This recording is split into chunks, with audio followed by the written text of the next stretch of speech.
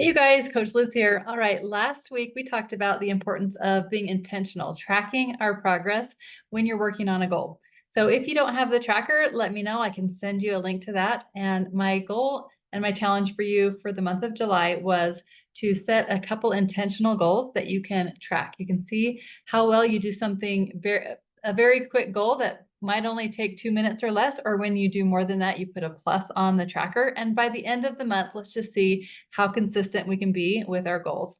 All right, this week we are moving on to element 15 in your life book, and it's all about how to eat healthy for life. So make sure you check that out. Dr. Anderson really goes into the importance of knowing about the glycemic index and also your TEE, which is your total energy expenditure.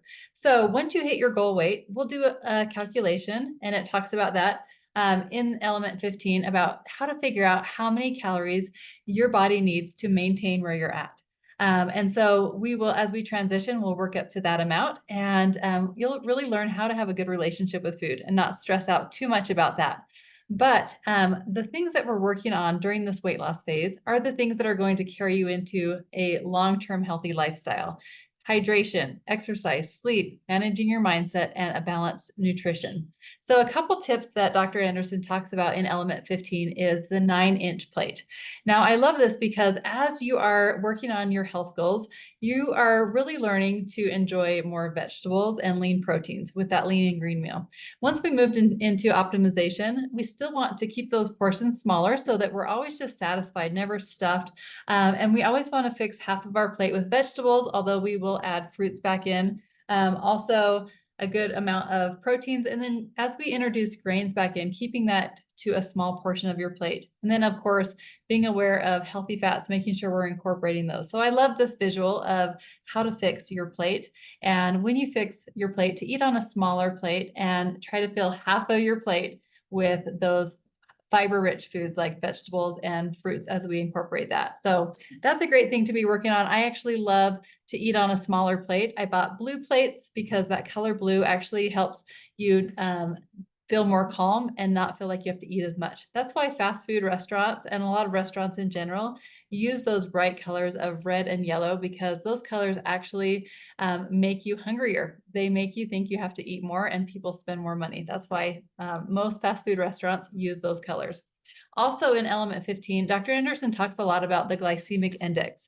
Now, the trick about the glycemic index, even during the weight loss phase, your program is all about balancing your blood sugar. When we can learn to balance our blood sugar, you'll notice that your hunger and craving will be much more manageable. You won't have those highs and lows in those cravings and hunger. And so that's a big part of learning to balance blood sugar. Balancing blood sugar also keeps your inflammation down so that your body can work for you better. So that's actually one of the things that I focus on most during this optimization phase. After I've lost my weight, I just really focus on continuing to eat every few hours. The same times that you eat during weight loss can be the times that you eat always, and focusing on balancing your blood sugar. So I just think, what do I want to eat that will keep my blood sugar balanced?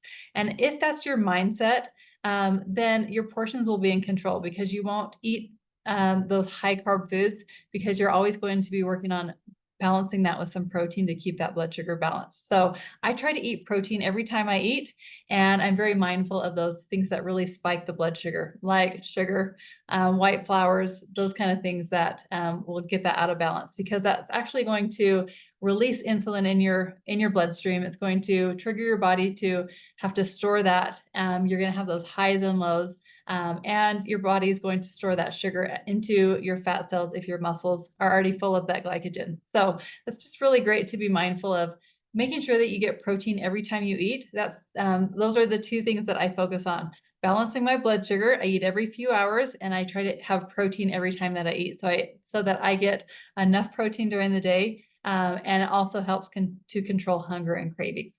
So those are a few tips that really have helped me in that next phase of the health journey after the weight loss phase, learning to have a good relationship with food, that nothing will be off limits. Although next week we are going to talk about making some long-term adjustments with our eating, how some things might be trigger foods for you, and learning to not keep those around most often. So we'll talk more about that.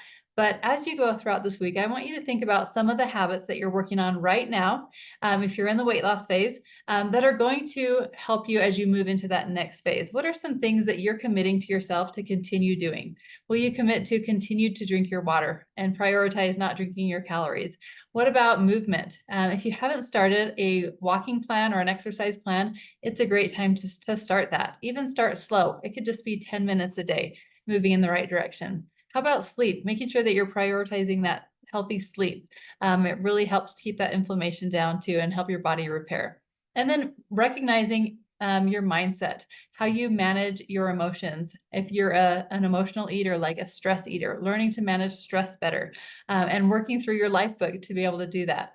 And then, of course, that balanced nutrition by eating 6 small balanced meals per day, focusing on keeping that blood sugar balance and making sure that you have enough protein to help balance your blood sugar, but also to protect the most important thing, your muscle. That's going to keep your metabolism higher. So those are a few things that have helped me transition to that next phase. And Element 15 goes over a lot of those things plus more. So check that out. Have a good week.